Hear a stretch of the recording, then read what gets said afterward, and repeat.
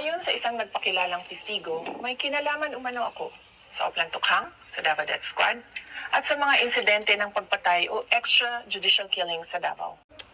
Bago ang script na ito. Sa mga taon na nagsilbi ako bilang Vice Mayor at Mayor ng Davao City, ni minsan ay hindi naugnay ang aking pangalan sa isyong ito. Bigla na lang nagkaroon ng testigo laban sa akin nang mahalal ako na Vice President.